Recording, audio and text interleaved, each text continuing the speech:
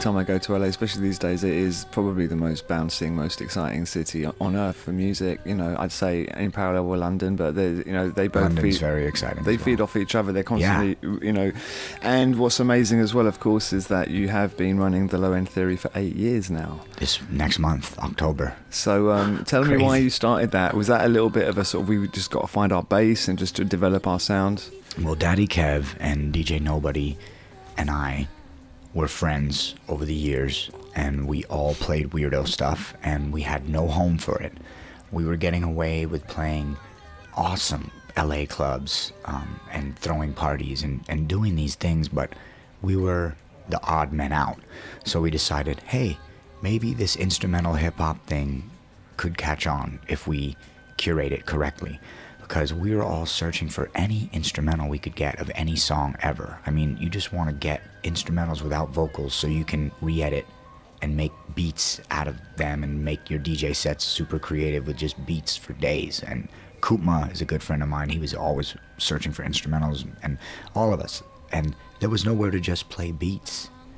Koopma had a night called Sketchbook, which was really small, and it was for the heads, strictly for the heads. And it was an amazing hotbed of the first Flying Lotus, Ross G, Coleman, Take, Daedalus, all these guys coming out of the woodwork and showing off their beats that you never knew. These guys are in the community and you see them all the time. You have no idea that behind the scenes they're making really dope music.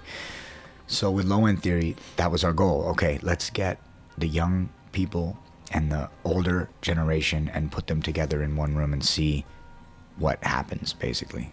Daddy Kev and Alvin are OGs. They've been producing for 20 years almost, and a lot of the music that they worked on was for Freestyle Fellowship and Project Blowed and the ultimate LA rapping community, the craziest hip-hop that ever lived, in my book.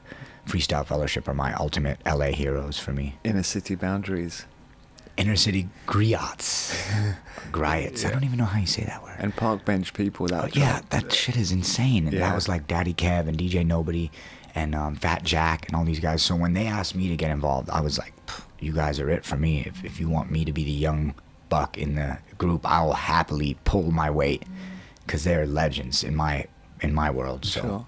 And that was around parallel time to the Far Side as well, right? That was the Far Side's incredible as well. But I think some of them were half East Coast, right? Right. And they had Dilla and stuff producing for them. Those guys. It's because they came wasn't out as LA. It was Delicious Vinyl. That's what it was. Yeah. Exactly. And it was Brass as well. There was the club called Brass. I remember when I used to go back. I mean, we're going back to the 90s now, but I remember Brass was a club that I used to go to, and DJs like Marcus Wyatt, and I was more like on the house scene, and there was a little something going on. But then I went to LA, and I remember going to Chinatown, and there was a hip hop party there on a Firecracker, and I remember that was an eye opener for me. That was like really refreshing. It was a different side to LA. Was that kind of predecessor a little bit to Low End Theory? Yep. Does that still happen? Firecracker was a legendary party. Me and Flylo went and did back-to-back sets there. With Koopma was one of the hosts, and so was Coleman and Azul. It was such a good party. It doesn't happen anymore. The Root Down was also amazing too. You know, the Root Down with Egon and Miles and Cut Chemist. That's where I learned about a lot of my world music stuff, was from going to the Root Down and going to Star Shoes, to Funky Soul, and checking them out. And DJ Dusk, rest in peace. I mean, growing up in LA, you're exposed to any kind of music you could ever imagine. Kind of like London, you could go to a cafe just for one kind of music from one part of Africa, and there'll be a band there playing this music that you could never hear unless you go to Africa. Yeah.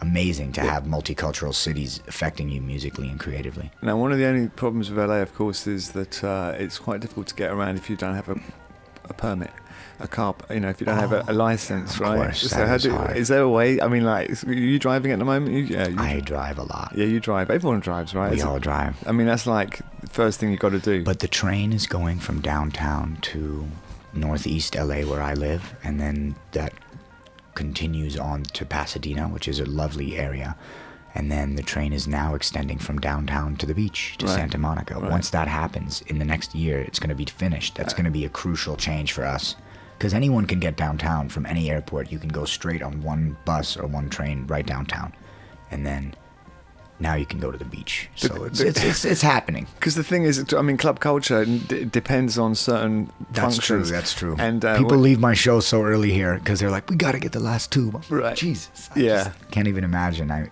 And the other thing about LA, of course, is because it's such a sort of car-friendly place or car-important place, everyone listens to the radio more than they would do in New York, for example. It's true. Stations like KCRW have that much more impact.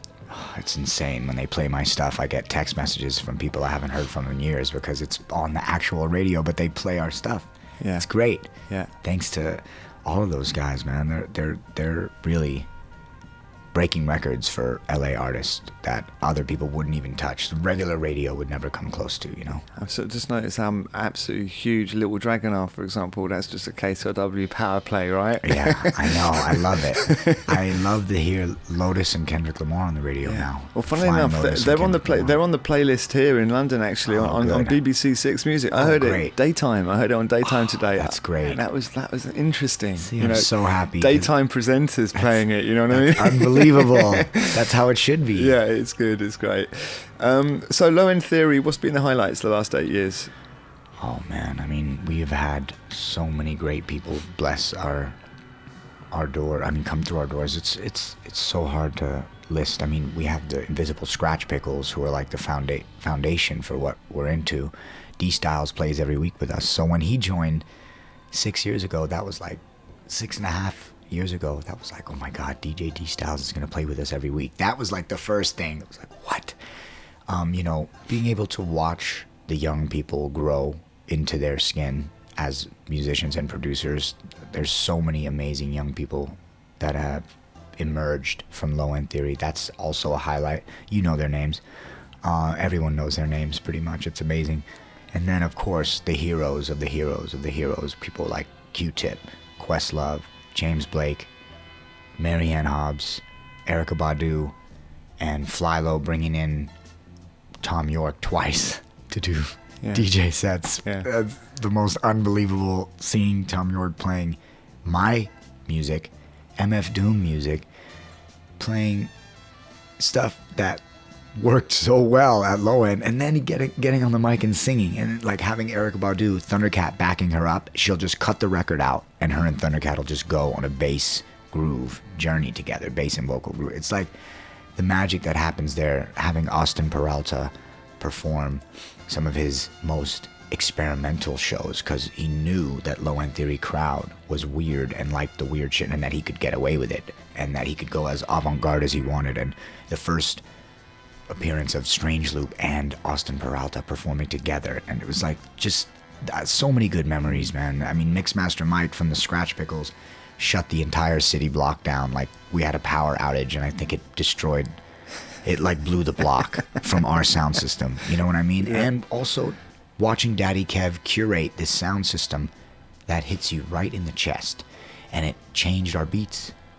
It made all of our beats different because everybody felt this new subharmonic frequency, this power. The way Kev tuned the system is like no clubs in LA gave a shit about the sound until we started Low End Theory. And Kev, that was a big part of his thing. He's like, I want to present this music the way it was meant to be heard. 50,000 watts into your chest. Boom, boom. You know, the real bass frequencies. And that totally flipped the whole scene on its head. And I still talk to people now that are like, yeah, you know, we're kind of like trying to do something like Low End Theory type of thing. And I'm like, oh, that's a term now you can use to compare things. That's unbelievable. Even when the Boiler Room guys started, I played the second Boiler Room ever, Hackney Downs, and these guys said, we want to be like Low End Theory. And I was, yeah, all right, buddy. And now they're bringing me out. 200,000 followers on Twitter. They're bringing me out to play at South by Southwest, doing these huge curated warehouse parties with Future and all these. It's like, dude, they did it and more. It's amazing. Like, people just have this amazing drive to. They take what they like and build on that, you know.